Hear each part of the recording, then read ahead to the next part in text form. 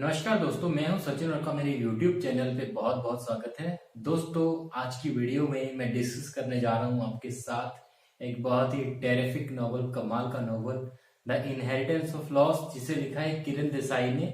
किरण देसाई जी जो डॉटर थी अनीता देसाई की, उन्होंने इस नॉवल को लिखा है। यह नॉवल पब्लिश किया गया था 2006 में और इसका 2006 का मैन बुकर प्राइज भी मिला हुआ है और भी एक दो प्राइज इस बुक को मिले हैं जो बहुत ही इन्फ्लुएंशियल है और कमाल की बुक है। ये कमाल का नोवेल है। ये डील्स करता है जज की लाइफ के साथ। एक जज है जिसका नाम है जेमू भाई।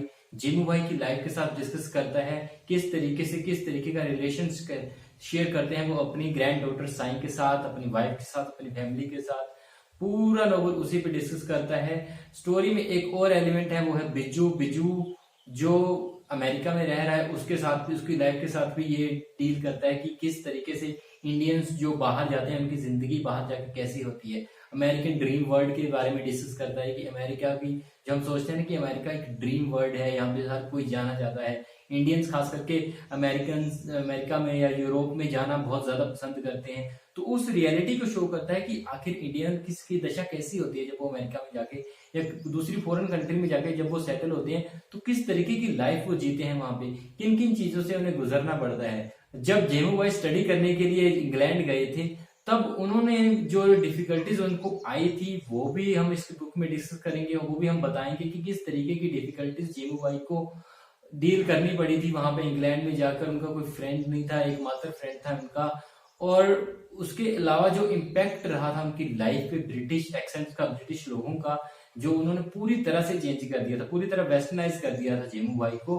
तो उस इम्पैक्ट के बारे में भी डिस्कस करेंगे हम इस बुक को। तो वीडियो को पूरा देखिएगा। वीडियो को देखने से पहले लाइक, शेयर और कमेंट कर दीजिए और चैनल को सब्सक्राइब कर दीजिए, क्योंकि इसी तरह के बुक रिव्यूज आपको हमारे चैनल पे लगातार मिलते रहते हैं। तो दोस्तों, जेमू भाई की लाइफ के साथ साथ कुछ और लाइफ के साथ भी डील्स करता है। जेमू भाई की ग्रैंड डॉटर साई, उनका कुक, उनका बेटा बिज्जू, जेमू भाई की फैमिली, जेमू भाई की वाइफ, उसके बाद Lola and Noni, and then father Booty and uncle Potty, and then Gyan science tutor, and after that Gorkhaland movement. तो इस तरीके से कमाल का नोवेल है। ये बहुत ही अच्छा नोवेल है, आपको इसको पढ़ना चाहिए। The inheritance of loss by Kiran Desai, published in 2006। सबसे पहले बात करते हैं बुक के प्लॉट की। तो दोस्तों, अगर बुक के प्लॉट की बात करें तो कहानी स्टार्ट होती है जेमू भाई के घर से।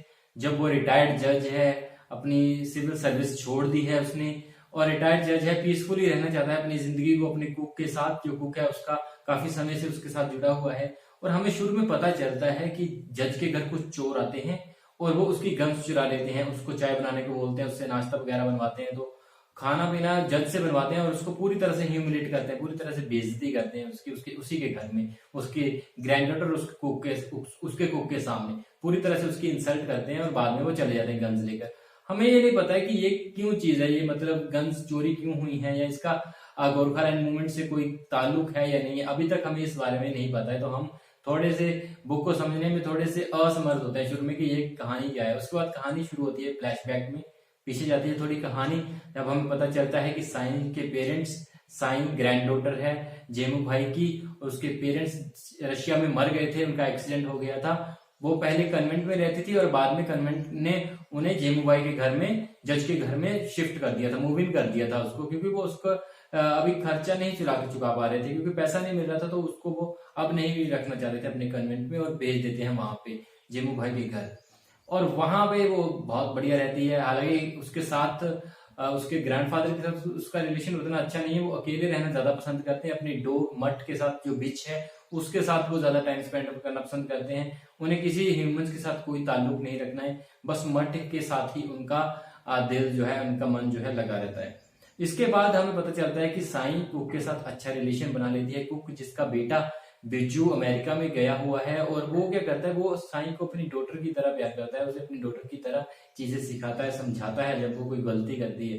क्योंकि उसका बेटा बिज्जू नहीं है तो वो प्यार अपना जो अपने बेटे को देने वाला था वो अब साई को दे रहा है। तो इस तरीके से दोनों के बीच अच्छा रिलेशन हो जाता है। साई, जिसको उसके ग्रैंड फादर ज्यादा पसंद नहीं करते थे क्योंकि वो अनचाही रिस्पॉन्सिबिलिटी बढ़ गई थी उनपे, और वो क्या करते हैं, लेकिन फिर भी उसका पूरा ध्यान रखते हैं। स्कूल में तो उसको भेज नहीं सकते थे, लेकिन वो उसको ट्यूशन रखवा लेते हैं उसकी नोनी के घर पे। नोनी जिनका घर मोनोमी है, मोनोमी में वो रहते हैं और वहां पे इसको ट्यूशन भेजा जाता है साई को।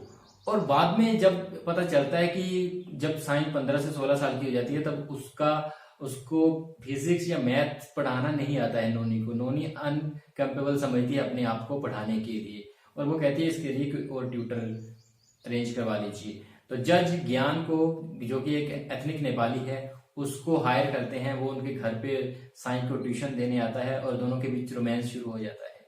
अच्छा रोमांस शुरू होता है, दोनों प्यार की बातें करते हैं। शुरू में पढ़ते तो नहीं है ऑब्वियसली, और दोनों प्यार की बातें करते रहते हैं और इसी तरीके से अच्छा टाइम पास हो रहा था उनका, मजा आ रहा था उनको जिंदगी का। लेकिन आपको पता ही जिंदगी ज्यादा देर मजे नहीं देती है। जिंदगी अगर मजे दे रही है तो उसको पूरा वसूल लेती है आपसे। तो वहां से क्या होता है कि गोरखालैंड मूवमेंट स्टार्ट हो जाती है उसी वक्त।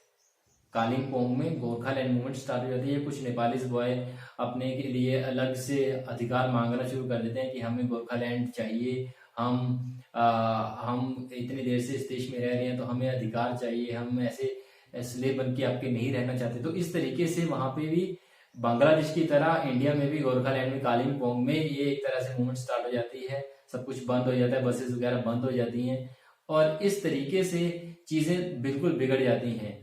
ज्ञान उनको ज्वाइन कर लेता है गोरखालैंड मूवमेंट को और उसे लगता है कि जो साई है वो भी उसके खिलाफ है, वो भी इंडियंस है, नेपाली नहीं है। तो वहां पे वो उसको पसंद करना बंद कर देता है, उसके साथ फाइट कर देता है, उसको बोलता है कि मुझसे दूर ही रहो। दोनों के बीच आर्गुमेंट होते हैं और हमें पता चलता है कि जो साई के घर पे चोर आए थे लड़के, उनको गन्स के बारे में इसी ने बताया था, ज्ञान नहीं बताया था, इसके ट्यूटर नहीं बताया था। उनकी जब आर्गुमेंट होती है तो हमें इसके बारे में पता चलता है। दोनों सेपरेट हो जाते हैं, दोनों बीच में बिछड़ जाते हैं। हालांकि साई को बिल्कुल पसंद नहीं आता, ये बहुत रोती है, बहुत अपने आप को उसको संभालना थोड़ा मुश्किल हो जाता है। इस तरीके से वो गोरखालैंड मूवमेंट के साथ जुड़ गया है, वो अब बिल्कुल नेपालीज बन गया है। उसको जो चीजें नहीं पता थी, जब उसने कुछ सोचा ही नहीं था इसके बारे में कि हमें भी अलग से लैंड चाहिए, ऐसी चीजें चाहिए, या उसके ग्रैंड डॉटर या उसके ग्रैंड फादर, उसके फादर, उसके दादा परदादा जो भी थे, जिन्होंने आर्मी में अपनी जानें गंवाई थी, उन्हें कुछ नहीं मिला था। ये सारी चीजें उसके दिमाग में अब घर करने लगती हैं। तो इस तरीके से उसके दिमाग में ये खुरापाती ख्यालात आने शुरू होते हैं जब वो उनके साथ जुड़ जाता है। लेकिन वन डे उसकी दादी उसको पकड़ लेती है और उसको बोलती है कि ये चीजें सही नहीं है, उसको लॉक कर देती है घर में और दोबारा उसको नेपालीज मूवमेंट में नहीं भेजती है। और इसी तरह उसे अपनी गलती का एहसास हो जाता है कि वो गलत था, उसे ऐसे मूवमेंट्स में नहीं जाना चाहिए था, वो गरीब इंसान है और उसे अपने हद में रहना चाहिए। इस तरीके से चीजें उसको पसंद आ गई थी। उसे पता चल गया था कि मूवमेंट्स का कोई भी तोड़ नहीं होता है, एंड में सभी जेल में मरेंगे। ऐसा कुछ उसके दिमाग में चीजें आ गई थी। मीनवाइल हमें जज की पास्ट लाइफ के बारे में पता चलता है, कैसे उसका जो फादर था, उसका फादर झूठे गवाह पैदा लेके जाता था, झूठे गवाह का सप्लाई करता था कोर्ट के लिए, कोर्ट के साथ मतलब खेलने के लिए, कोर्ट के मतलब कानून के साथ खेलने के लिए वो झूठे गवाह देता था। और इस तरीके से वो अपने अपने बेटे झेमू भाई को जज बनाना चाहता है, क्योंकि वो चाहता है कि अगर जज ही, मेरे बेटा ही जज बन जाए तो वो इंडियन सिस्टम को पूरी तरह से करप्ट कर देंगे, ऊपर से लेकर नीचे तक उन्हीं की चलेगी। इस चीज को ध्यान में रख के वो झेमू भाई को जज बनाना चाहता है। लेकिन इतना पैसा नहीं है कि वो इंग्लैंड में लॉ पढ़ने के लिए उसको भेजा जाए। और वो क्या करता है, उसके लिए एक अच्छी दुल्हन ढूंढता है जो अच्छे घर से हो। तो अरेंज की जाती है एक दुल्हन उसके लिए जो अच्छे घर से थी। झेमू भाई का उसके साथ कोई पर्सनल कांटेक्ट नहीं होता है, फिजिकल कांटेक्ट नहीं होता है, क्योंकि कुछ दिनों बाद ही वो इंग्लैंड चला जाता है, यूरोप चला जाता है वो। तो हालांकि वो एक साइकिल राइड पे जाते हैं जहाँ पे जिसको वो बहुत इंजॉय करते हैं, जो अपने दिमाग में उसने रखी हुई है आज भी। बाहर जब वो जाते हैं, इंग्लैंड में जब जाता है झेमू भाई, वहां पे स्टडी करता है और वहां पे वो बिल्कुल अलग कर देते हैं उसको, मतलब घुल मिल नहीं पाता है उनके साथ, इंग्लैंड के लोगों के साथ। और वो कहीं ना कहीं अपने आप को नीच समझता है, छोटा समझता है। लेकिन जब वो पढ़ाई पूरी करने के बाद, जज बनने के बाद इंडिया में वापस आता है, तो वो अपने आप को सुपीरियर समझने लगता है। वो लगता है कि मैं वेस्टर्नाइज हो गया हूँ, अब मैं इंग्लिश लोगों की तरह हूँ, मैं इनको रूल कर सकता हूँ अपने देश के लोगों को, और मैं कुछ एक बेहतर इंसान बन गया हूँ। उनको ये सारे सैविज है लेकिन मैं सिविलाइज बन गया हूँ, ऐसा मानना था झेमू भाई का जब वो वापस आया था। लेकिन उसकी शादी हो गई थी। शादी में जब वो वापस आ जाता है, अपनी वाइफ के साथ इंटरकोर्स करता है, आगे जबरदस्ती इंटरकोर्स करता है, उसको अपने आप को उस पर थोपता है एक तरह से, मतलब ऐसे फिजिकली मतलब लव नहीं था उसमें, लेकिन वो अपने आप को थोप देता है अपनी वाइफ के, उसके साथ इलीगली और जबरदस्ती उसके साथ सेक्स करता है वो। लेकिन बाद में क्या होता है, बाद में जेमू भाई सिविल सर्विस में बाहर चला जाता है और उससे अपनी वाइफ को धीरे धीरे उसकी नफरत अपनी वाइफ के लिए दिन ब दिन बढ़ती जाती है और बढ़ती जाती है, क्योंकि वो इंटेलिजेंट नहीं है, वो अनपढ़ है, तो उसे बहुत ही नीच समझता है अपने आप को उसके साथ रहना। और बाद में एक दिन वो उसे छोड़ देता है उसके घर में। बाद में उसकी बेटी होती है, लेकिन वो उसको एक्सेप्ट नहीं करता है, ना बेटी को ना अपनी वाइफ को। उसकी वाइफ जाके रहेगी फिर बाद में अपने ब्रदर इन लॉ के साथ, जो गरीब है और जो उसका बिल्कुल पसंद नहीं है कि ये उसके घर आ गई है। और वो उसे हर वो टुकड़ा खाने का जो वो खा रही है उसको चुकाना पड़ता है, उसका मूल्य उसको चुकाना पड़ता है। और इस तरीके से उसकी बेटी को, येमुबाई की बेटी को वो बाहर पढ़ने भेजते हैं गवर्नमेंट में, चर्च में। और जो अपना इसकी जेमुबाई की वाइफ है वो तो बाद में मर जाती है, उसकी सिलेंडर में आग लगने की वजह से उसकी डेथ हो जाती है। लेकिन ये पता नहीं चलता है कि ये एक्चुअली में उसके ब्रदर इन लॉ ने उसकी डेथ की थी या ये कोई एक्सीडेंट था, इसकी क्लियरिटी नहीं होती है। जेमुबाई इसको बिल्कुल भी नहीं देखता है, बिल्कुल भी ध्यान नहीं देता है कि कौन उसकी बेटी है, उसके साथ क्या हुआ। उसने अपनी फैमिली को भी छोड़ दिया था बाद में, उसे लगता था कि ये इंफीरियर लोग हैं। इस तरीके से वो बिल्कुल अलग हो गया था। वो सिर्फ अपने विच के साथ, अपने मठ के साथ ही टाइम स्पेंड करता था, वहां पे रहता था। उसका फादर हालांकि उसको लेने आया था कि चलो घर पे, तुमने हमें शेम फुल कर दिया है, लेकिन वो जाने को तैयार नहीं रहता है। इस तरीके से चीजें बिल्कुल भी सेटल नहीं रह सही नहीं रहती हैं जेमू भाई की लाइफ में उधर। और जब कहानी प्रेजेंट में चलती है तो हमें पता चलता है कि कुछ नेपाली बॉयज ने मोनामी में लोला और नोनी के घर में शरण ली थी एक रात के लिए। और वहां पे उसने देखा था कि ये तो बहुत बढ़िया जगह है हट बनाने के लिए, और इसलिए उनको गांव से इतनी दूर आना भी नहीं पड़ेगा, तो वहां पे हट्स बना लेते हैं। नोनी जो है वो जाती है उसके साथ विलेज के, गांव के सरपंच के पास कि ये गलत हो रहा है, लेकिन वो नहीं मानता है। वो उसको इग्नोर कर देता है, उस पर हंसते हैं सभी। इस तरीके से चीजें बिल्कुल सही नहीं रहती हैं। कालिम्पोंग में एक दिन लोला और नोनी और साईं और अंकल पोटी और फादर पोटी गए होते हैं लाइब्रेरी में कुछ चीजें लाने, और आते वक्त फादर पोटी जो है वो फोटो खींच रहे होते हैं और पुलिस वाले उनको पकड़ लेते हैं। और पता चलता है कि फादर पोटी इलीगली रह रहे थे इंडिया में और उसे वापस उन्हें उनकी कंट्री भेज दिया जाता है। हालांकि वो बहुत कोशिश करते हैं, लेकिन वो उनको रोका नहीं जाता है, उनको भेज दिया जाता है, वापस भेज दिया जाता है। इस तरीके से चीजें बिल्कुल भी सेटल्ड नहीं थी वहां पे। कालिम्पोंग में बहुत ज्यादा करप्शन हो रही थी, और पुलिस ने एक ड्रंकन मैन को पकड़ा था जिसपे उसने इल्जाम लगा दिया था कि फादर की गन उसी ने चुराई थी, और उसको अधमरा कर दिया था मार मार के ना। लेकिन जेमू भाई को इसके बारे में कुछ पता ही नहीं है। और फिर क्या होता है कि उसकी जो वाइफ थी उस ड्रंकन मैन की, उसके जो फादर थे जेमू भाई से बेगिंग करने आते हैं, बहुत कुछ मांगते हैं कि मुझे खाना दो, उन्होंने हमारे पति को अधमरा कर दिया है। लेकिन वो, आपको पता ही है, उसमें इमोशंस है ही नहीं है, वो बिल्कुल भी नहीं सुनता है, उनकी बात को बिल्कुल ही नहीं मानता है और वो मना कर देता है। लेकिन अब उन्हें खाना तो चाहिए। अब वो क्या करते हैं, उसके कुत्ते को चुरा लेते हैं, बिच को चुरा लेते हैं, उसकी मठ को। जज पागल हो जाता है, जगह जगह उसको ढूंढता है। यहाँ पे लोगों को खुद के खाने के लाले पड़े होते हैं, वो अपने कुत्ते को ढूंढ रहा था। तो वहां पे बहुत चीजें बहुत खराब हो गई थी उसको, उससे वो पागल होता जा रहा था। मठ के बिना वो रह नहीं सकता था, क्योंकि उससे तो किसी ह्यूमन के साथ कोई लगाव ही नहीं था, बस मठ के साथ, अपनी कुतिया के साथ, अपनी बिच के साथ ही उसका लगाव था जितना भी था। तो इस तरीके से चीजें बिल्कुल अनसेटल्ड थी। बिज्जू बहुत परेशान हो रहा था कि उसके फादर की ओर से कोई लेटर नहीं आया है, और वो वापस आ जाता है अभी इंडिया में। हालांकि जो बिज्जू की लाइफ थी अमेरिका में वो बहुत ही अच्छी नहीं थी, जगह जगह उसको जॉब चेंज करनी पड़ती थी, इलीगली रह रहा था वो। क्योंकि वो जब जाने वाला था अमेरिका में, तो वो एक कंपनी आई थी जो कुक को लेके जा रही थी अमेरिका में। उन्होंने उससे पैसे लिए थे, और बाद में पता चलता था बिज्जू को कि वो तो उल्लू बना के उसका खींच के चले गए हैं, और उसके साथ कई और भी लोग थे। इसलिए वो टूरिस्ट वीजा पे जाता है अमेरिका में, और वहां पे इलीगली रहना शुरू करता है।